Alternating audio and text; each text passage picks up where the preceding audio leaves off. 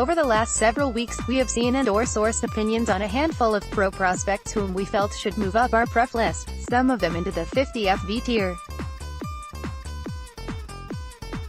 Rather than wait until this winter's full-scale update of each team's farm system to reflect updated opinions on these players, we've moved them now to more accurately reflect our present evaluations. We have thoughts on each of them below, and also because we consider several of them perfect touchstones for discussion this offseason.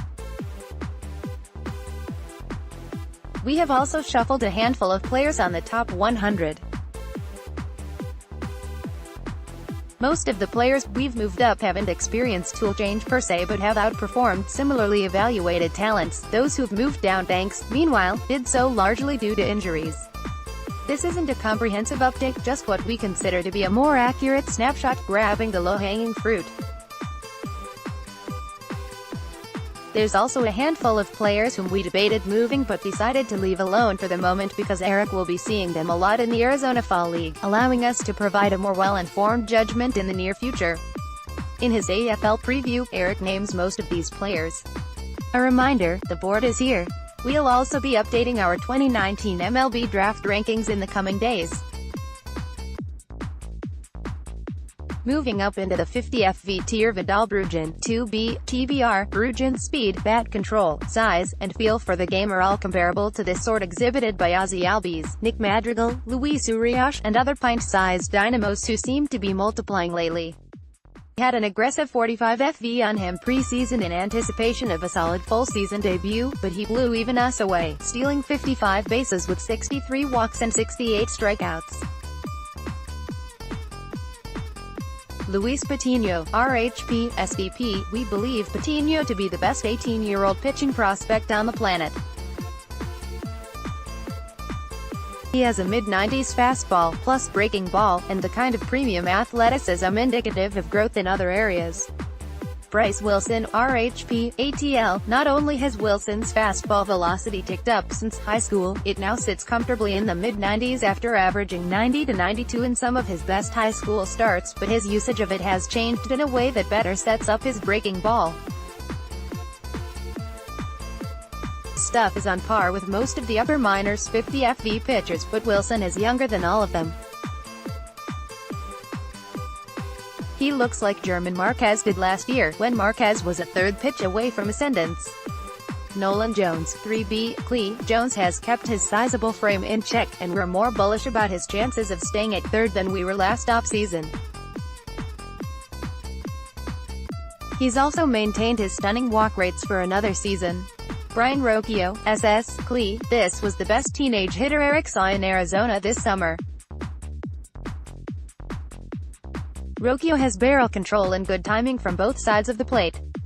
He's a bit undersized on paper but his frame, which looks like Eric Ibar's did at the same age, portends strength. He also rotates well through contact, so there might even be power. We're optimistic that he stays at short, but the fallback option is a still valuable second base. Bubba Thompson, CF, Tex. Thompson had a very strong first full season at Low A Hickory, which was an aggressive assignment given his multi-sport amateur background. His overt physical ability has now been supported by a year of performance that surpassed most of the industry's expectations. Moving out of 50 FV tier, Jorge Mateo, SS, Oak, still an 80 runner. Mateo otherwise had a season marred by plate discipline issues that also impacted the quality of his contact. He remains a somewhat inefficient base stealer despite elite wheels. Yadier Alvarez, RHP, lad. The control has not improved for Alvarez, who had multiple injury stints this year and went AWOL late in the season. Moving among the 45th FV prospects, Wensiel Perez, SS, that though not as twitchy as the aforementioned Bruggen, Perez is another slick-gloved middle infielder with great bat control and advanced feel instincts. Carlos Vargas, RHP, Clee, at his best, Vargas will sit 95 to 99 with a 70 slider and throw strikes. His breaking ball and especially his control have been erratic. He's also had a TJ already. He could be an elite bullpen arm even if he can't start. Tony Gonsolin, RHP, lad. Gonsolin's stuff ticked up over the course of 2017 and it's continued to be effective this year. He throws hard and has a plus splitter. He'll likely debut next year. Cole Roederer, CF, CHC, pre-draft. We had Roederer evaluated as a high-contact outfield tweener with mediocre game power. He showed up to Pro Ball with a stronger build and displayed much more power than he had several months earlier. There's a non-zero chance he stays in center. Josiah Gray, RHP, Sin, a converted infielder with a mid-90s fastball and strike-throwing ability. Gray has late bloomer traits: small, cold-weather college, a position change, and feel for spin. He may just be scratching the surface. Mauricio Llovera, RHP, Phi. Llovera may ultimately be a multi-inning bullpen piece.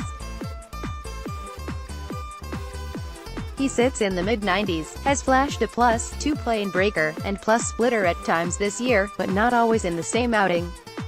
Kevin Smith, SS, Tour, at Maryland. Smith was a swing-and-miss power hitter who could play a solid shortstop. In Pro Ball, some swing and approach adjustments have unlocked more contact ability. Now looks like he may be a regular of some kind, which would be quite a find in the 4th round.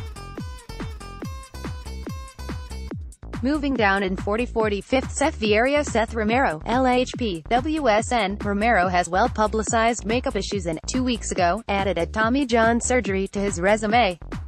Healthy Romero has plus stuff, but he has a rather extreme risk profile.